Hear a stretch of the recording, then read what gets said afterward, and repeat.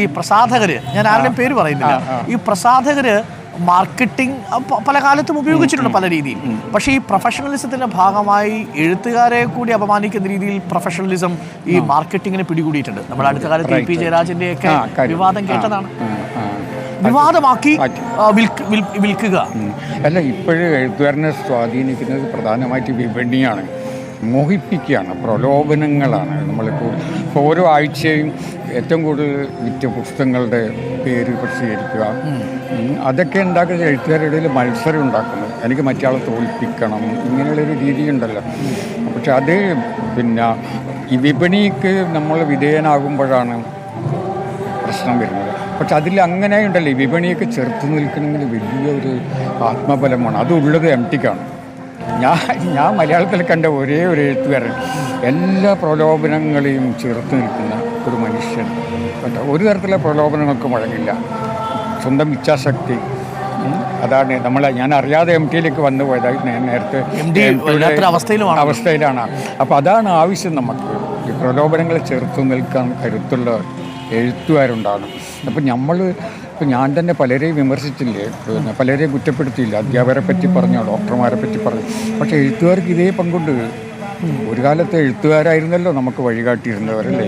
പഴയ കാലത്തൊക്കെ എവിടെ വേദനയുണ്ട് അവിടെ എഴുത്തുകാരൻ ചെന്ന് ശബ്ദിക്കുമായിരുന്നു. തകഴി, ആലപ്പുഴയിലെ തോട്ടികൾ, അവർ ഈ വിസർജൻ ചുമന്ന് കൊണ്ടുപോകുന്നുണ്ട് വേദനിച്ച തോട്ടി. അവിടെ ചെന്ന് അവർക്ക് വേണ്ടി ഒരു പുസ്തകം എഴുതാണ് തോട്ടിയുടെ മകൻ. കേട്ടോ, അവരുടെ വേദന പങ്കിടുകയാണ്, അവരുടെ വേദന പങ്കിടുകയാണ് ചെയ്യുന്നത്. അതുപോലുള്ള എത്ര എഴുത്തുകാർ നമുക്ക് ഇന്നുണ്ട്. ഇല്ലേ, അത് പങ്കിടാനോ അതുമായിട്ട് താതാത്മ്യം പ്രാപിക്കാനോ കഴിയുന്നില്ല. അപ്പം പണ്ടെല്ലാം നമ്മൾ പറയാറുണ്ട് ദന്തഗോപുരത്തിൽ ജീവിക്കുന്ന എഴുത്തുകാർ. വാസ്തവത്തിൽ ഇന്നാണ് ദന്തഗോപുരത്തിൽ ജീവിക്കുന്ന എഴുത്തുകാരുള്ളത്. ഒരു പരിധിവരെ പ്രസാധകർക്കും പങ്കുണ്ട്. പ്രസാധകരെ പഴയ മട്ടിൽ ഇന്ന് പ്രസാധകരും പ്രൊഫഷണലാവുകയാണ്, പുസ്തകം വിൽക്കുക എന്നുള്ളത് മാത്രമാണ്. പഴയകാലത്ത് അങ്ങനെയല്ല. പഴയകാലത്ത് നല്ല പുസ്തകങ്ങൾ വിൽക്കുക എന്നുള്ളതായിരുന്നു. വില ചുരുങ്ങിയ വിലക്കൊക്കെ ഉണ്ട് നല്ല പുസ്തകങ്ങൾ പിന്നെ സമൂഹത്തിലെത്തിക്കുക. അങ്ങനെ ഉള്ള പ്രസാധകർ ഇപ്പോഴും ഇല്ല, ആരുമില്ല. എല്ലാ ഇടങ്ങളിലും നമ്മൾ ഈ പറയുന്ന പ്രൊഫഷണലിസം വന്നു കഴിഞ്ഞു. അതിൽ കൂടുതൽ എന്നെ വേദനിപ്പിച്ചത് പക്ഷേ ഇപ്പോൾ ഞാൻ ഈ ചിന്തയുടെ കാര്യം ഇടയ്ക്ക് വാർത്ത കൊടുത്തു. അതായത് ചിന്തയിൽ പ്രസിദ്ധീകരിക്കാൻ പോലും ഇടതുപക്ഷത്തെ നേതാക്കളിൽ പലർ പോലും ചിന്തയിൽ പോലും പ്രസിദ്ധീകരിക്കാൻ വിമുഖത കാണിക്കുന്നു.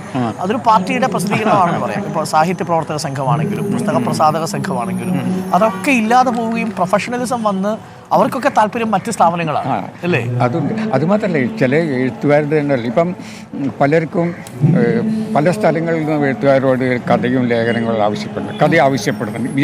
നമ്മൾ അങ്ങനെ സങ്കല്പിക്കാം.